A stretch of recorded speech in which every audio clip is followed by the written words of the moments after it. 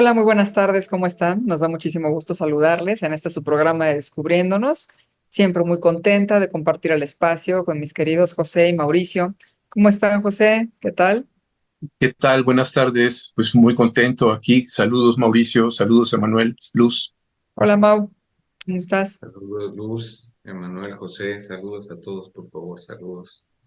Pues hoy compartiendo con todos los y todas las que nos acompañan un tema que me parece que es de gran afectación y que justo por eso es que lo traemos acá y tiene que ver con el peligro de las redes. Y no estamos hablando de redes para delfines, como me decía José antes de entrar al programa, estamos hablando de las famosísimas redes sociales que ocupan un lugar muy importante en la vida, pues de todos nosotros. Ya ni siquiera podemos estar hablando de que tenga que ver con un asunto específicamente de niños o de jóvenes. Sin embargo, tal vez sea interesante que pongamos el acento en este tipo de sectores que evidentemente pues tienen consecuencias. Y pues la pregunta sería, ¿hay un peligro? ¿Qué piensas, José? Pues mira, lo que me parece muy importante es que salió ahí una cuestión de Elon Musk que estaba hablando sobre que hay todo un tema ya de investigación en donde se está programando por vía de la inteligencia artificial para que los contenidos de muchas de digamos, de las cuestiones de las redes vayan generando el aumento, digamos, de una serie de neurotransmisores, especialmente aquellos que de alguna forma digamos, en el proceso de, digamos, de intercambio, generan el sentido de placer, de excitación, favorecen la cuestión de lo que se puede, es que no es felicidad, pero algo que es próximo a la felicidad, como lo son los juegos de mesa, como lo genera el consumo excesivo de azúcar, todo ese tipo de cosas. Entonces, que alertaba que había toda una serie de principios que estaban orientando eso. Y lo que me parece importante es ver cómo ya tenemos información de antes de que esto lo tuviéramos tan claro, de cómo el software puede generar un virus que altera el propio software y que puede generar daños en el hardware. O sea, es decir, que toda esta serie de información no es una información que se aloje discrecionalmente para que la persona pueda usarla o manipularla, sino es algo que lo manipula y que lo hace adictivo a esas redes. Ese es el propósito de lo que está hablando Elon Musk, la adicción que va a generar esas redes. Sí, es muy importante esto que estás diciendo porque él habla el tema de los algoritmos, que eso no es ajeno para muchos de los que hemos, pues más o menos acercado a este tipo de temas. Hay esos algoritmos que están captando cuál es nuestra preferencia en los contenidos que nosotros buscamos y entonces lo que va haciendo es irnos apareciendo cada vez más de esos contenidos de manera tal que nos están atrapando. Yo uno a esto que estás diciendo sobre el asunto de lo que señala Musk, con un recorte de periódico, de un periódico español, no recuerdo cuál, hace algunos meses, que hablaban de que en España ya se está buscando el asunto de legislar el eterno scroll, es decir, el tema de que se conecte la gente y que le estás dando vuelta, vuelta, vuelta, vuelta, vuelta, vuelta, vuelta, que de alguna manera es este atrapamiento, o sea, estás en una red, entonces viene un contenido, abres, y viene otro contenido y abres, y viene otro contenido y abres, porque tienen una liga eterna que está en una producción continua de información del interés de la gente y entonces que lo que han identificado es que hay ocasiones en que la gente comienza ingresando a una red social a una X hora de la mañana y le da la noche y no ha hecho absolutamente nada más que estar en este scroll.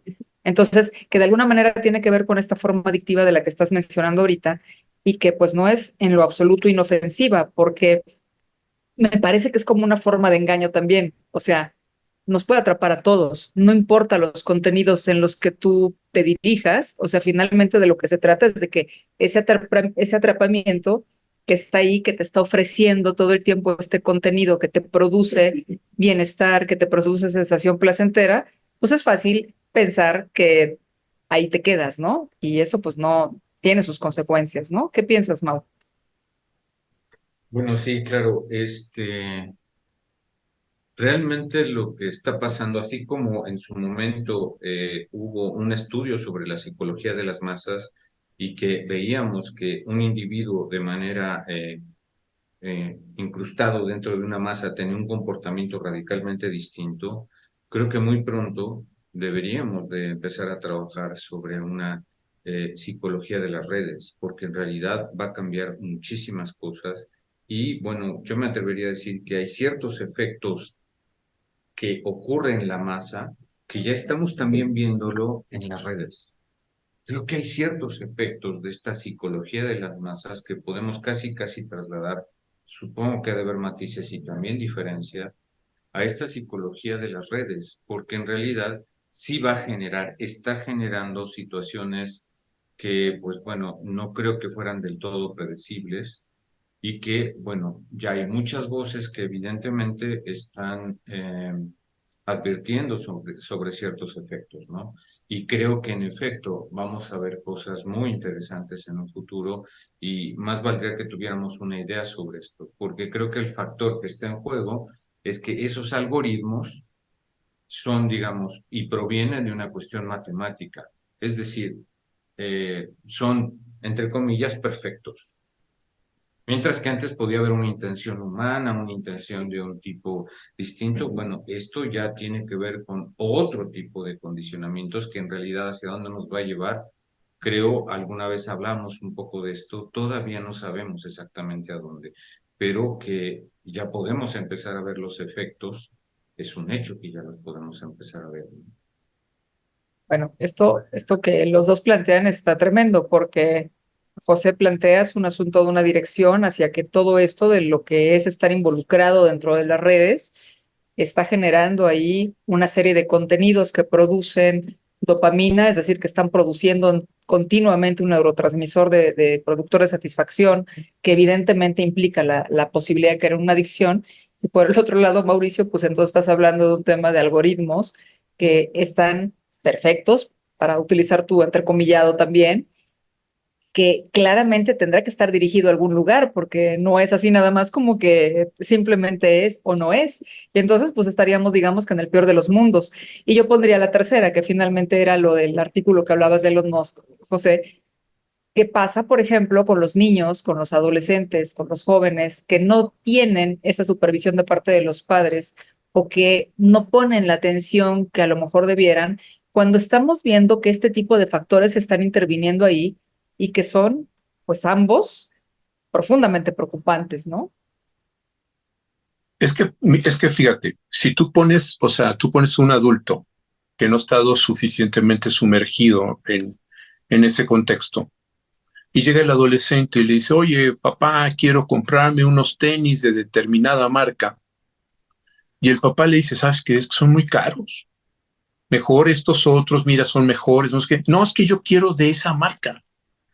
Pero es absurdo, o sea, piensa tú que, o sea, no entiende el papá que esos tenis han sido, o sea, ya no se trata es que lo que es interesante ya no es programación subliminal. Eso es lo más arcaico de lo que ha sido las formas de manipulación, ¿no?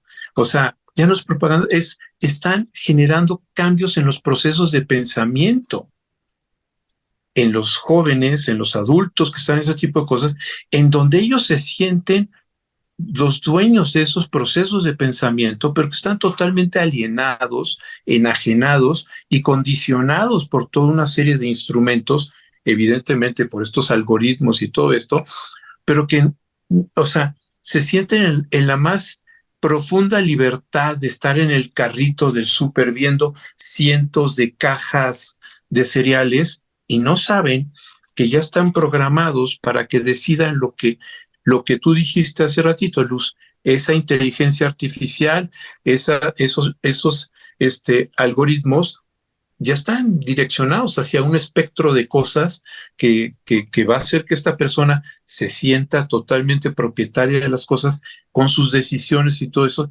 Lo que sucedió con todo el proceso en Inglaterra, de si se conservaba en la comunidad europea o no, y después se vio que también fueron todos manipulados y todos con unas fuerzas y cosas donde la gente exacerbó el nacionalismo y votó por salirse.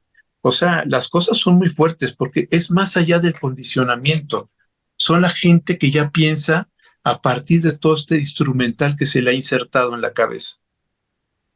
Y esto es, digo, estamos poniendo elementos en la mesa que es importante que observemos y voy a traer el de la semana pasada cuando estábamos hablando de la posverdad, esta falta de criticismo cuando estamos viendo contenidos que no nos permite acercarnos a esos lugares a los que hay que ir para tratar de irnos generando criterios que nos pongan a salvo de este tipo de elementos. Entonces, si nosotros no nos ponemos a salvo de ese tipo de elementos y simplemente estamos confiando en que pareciera ser que estas inteligencias artificiales, por su denominación que me parece bastante inexacto y hasta me parece que imperfecto por lo que produce cuando hablas de inteligencia artificial, eh, pues lleva a lugares que verdaderamente pueden ser profundamente problemáticos, ¿no? Porque si no hay una forma crítica de analizar la información, si no hay un involucramiento de lo que tienes y tienes por otro lado aquí la oferta de la inteligencia artificial que es inteligente, pues entonces a lo mejor esto precipita inclusive aún más todo lo que hay alrededor y pues eso va, digamos que poniendo cubitos más que es importante que volteemos a ver, ¿no? Sí, creo que sí. El programa dice redes sociales como peligro y sí, por un lado son una maravilla, tienen cosas espectaculares y maravillosas, pero a su vez son un regalito envenenado que si no tenemos un sentido crítico es terriblemente peligroso. Uno de los efectos, desde mi perspectiva, que estamos viendo en esta cuestión de las redes, tiene que ver con que, como en la psicología de las masas, la masa, y en ese sentido, yo diría uno de los efectos de estas redes sociales, es que no tiene nada que ver con la verdad o con cuestiones muy críticas o muy pensadas, sino esencialmente son factores emocionales que son los que manipulan y pueden conseguir conductas realmente muy complejas, incluso preocupantes. Entonces, sí creo que es importante que alguien pueda asumir, sobre todo con los chicos, sobre todo con los niños, yo diría con los adolescentes de alguna forma también, algo que estuvieran al pendiente porque no sabemos de qué tamaño y hasta dónde puede haber una cierta afectación. En Corea ya hay clínicas que implican esta adicción. Antes era solamente a los videojuegos, ¿qué creen? Ahora también a redes. Ya se incorporaron las redes como parte de esta condición de adicción. Entonces, bueno, es preocupante y no sabemos exactamente hacia dónde va esto, pero con lo que tenemos es como que suficiente para que nos detengamos y que en efecto aparezca un sentido crítico de lo que vemos, lo que observamos y lo que nuestros hijos consumen o se aproximan a estar ahí, ¿no? Entonces, son maravillosos, en muchos sentidos son maravillosos, pero ese lado oscuro, hijo, parece ser algo muy complicado, pero muy complicado. Pues sí, en efecto, ese lado oscuro que convierte en un peligro enorme el tema de las redes sociales, razón por la cual ese tema fue elegido para traerlo el día de hoy. Y pues seguramente estaremos hablando más de este tipo de cosas que forman parte de nuestra cotidianidad, gran parte de las problemáticas que están llenando los espacios de consulta. Y pues muchas gracias por habernos acompañado el día de hoy. Estaremos viéndonos la próxima semana. Muchas gracias, Mauricio. Gracias, José. Siempre un gusto compartir con ustedes. Gracias por escucharnos a todos y Hasta saludos. luego. Saludos.